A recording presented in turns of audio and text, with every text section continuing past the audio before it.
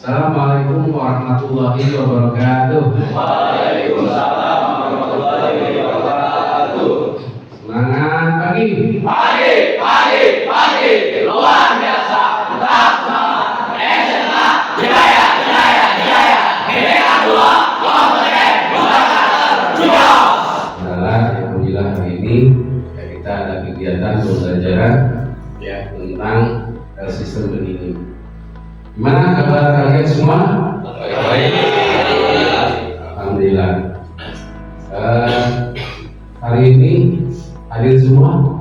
Hadir Pak. Hadir semua ya. Serta memahami dampak kerusakan sistem pendingin terhadap keamanan dan biaya operasional kendaraan. Ya, materi yang terkait dengan sistem pendingin. Ya, mudah-mudahan ini sudah dipelajari semua ya. Dapat menyebabkan overheating, ya, penurunan performa, ya, bahkan kerusakan komponen mesin. Ya, karena panas tadi, gitu ya, dapat mengakibatkan komponen mesin seperti piston, ya, klep dan silinder yang cuacanya dingin, ya, sampai minus gitu bahkan. Nah ini sangat penting sekali adanya termostat sangat tinggi. Nah makanya perlu didinginkan.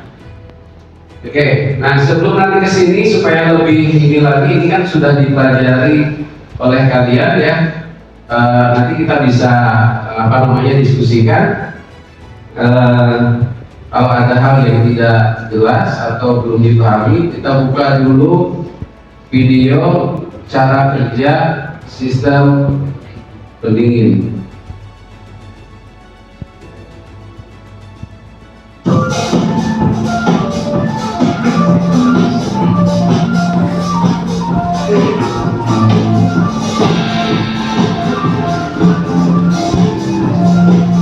Sebagaimana yang kita ketahui, mesin motor bakal bekerja dengan cara merubah energi panas hasil pembakaran menjadi energi mekanis. Namun pada kenyataannya tidak semua energi panas hasil pembakaran dapat dirubah 100% menjadi energi mekanis. Hanya sekitar 25% saja yang dapat dimanfaatkan secara efektif. Sisa energi panas hasil pembakaran lainnya hilang, seperti terbawa gas buang, gesekan dan diserap oleh mesin itu sendiri.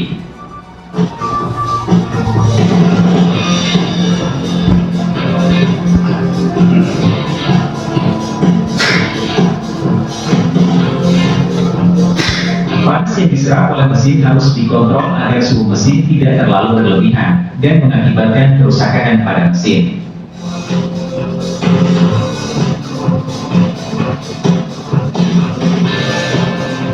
Sistem pendingin dirancang untuk mengontrol suhu mesin agar berada pada suhu yang ideal. Sistem pendingin terdiri dari berbagai komponen, yaitu cairan pendingin, radiator.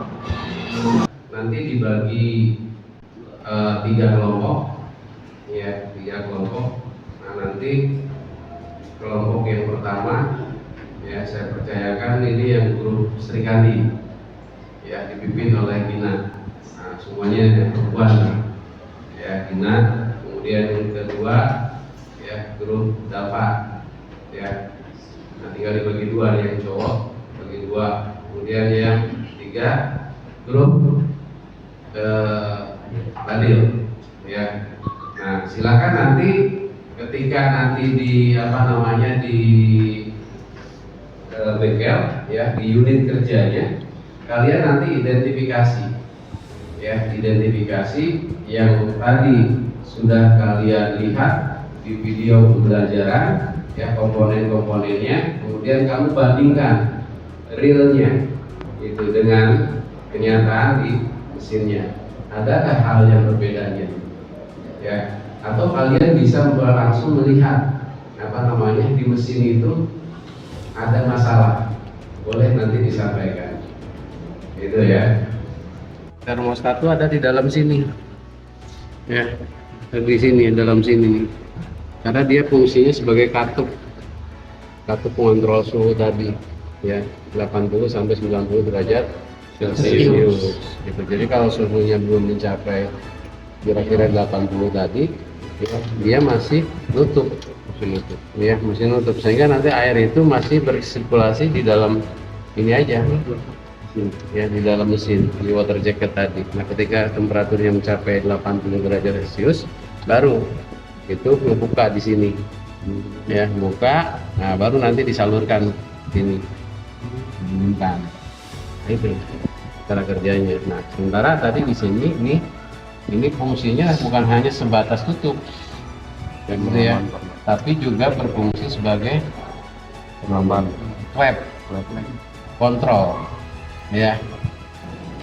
Oke, nah setelah kegiatan ini, ya, tadi materi sudah kalian lihat, sudah dipelajari juga di rumah, ya. Kita adakan proses evaluasi, ya, untuk mengukur sampai sejauh mana, ya, kompetensi kalian, ya, terkait pemahaman sistem pendingin, ya. Nah, untuk itu buka HP silakan, karena kita pakai di antaranya kamu bisa menunjukkan komponen. Setelah kita, ya, melakukan kegiatan pembelajaran hari ini, ya, banyak hal sebetulnya yang ini terkait. Contoh yang terkait dengan ini, ya, kalian harus memiliki kompetensi dalam hal kimia, ya, kimia. Yaitu tadi apa? Bahan, ya, bahan apa saja yang bisa digunakan untuk coolant atau air pendingin, ya. Nah, itu harus tahu unsur kimianya apa, sehingga air itu bisa memiliki sifat mendinginkan, gitu ya. Kemudian juga coolant itu tidak boleh bersifat korosif, ya. Nah, sehingga harus dikasih bahan adiktif apa, nah, gitu ya. Nanti kamu bisa komunikasikan tuh, ya, dengan guru kimia, ya, dan termasuk juga fisika, ya. Fisika, yang terkait dengan fisika apa tadi? Proses konversi, ya, ya, proses konversi energi. Nah, itu ada pelajaran fisika, gitu ya. Nah, termasuk akibat panas bisa mengakibatkan pemuaian. Nah, itu. Kemudian pelajaran yang lain ada di sini, itu kewirausahaan. Artinya, ya, kalau kalian punya kompetensi, punya kemampuan dalam hal, ya, memperbaiki sistem pendingin, nah ini sudah jadi ladang usaha. Misalkan buka jasa servis perbaikan radiator, ya. Nah, itu apakah itu misalkan memperbaiki bagian covernya radiator yang sering bocor tuh, patah biasanya, retak, ya, atau ngelas, ya, bagian tadi, ya, tahu pipa-pipa kecilnya karena tadi korosi, karat, ya, bocor, nah itu bisa dibilas. Nah, itu jadi satu ladang pencaharian.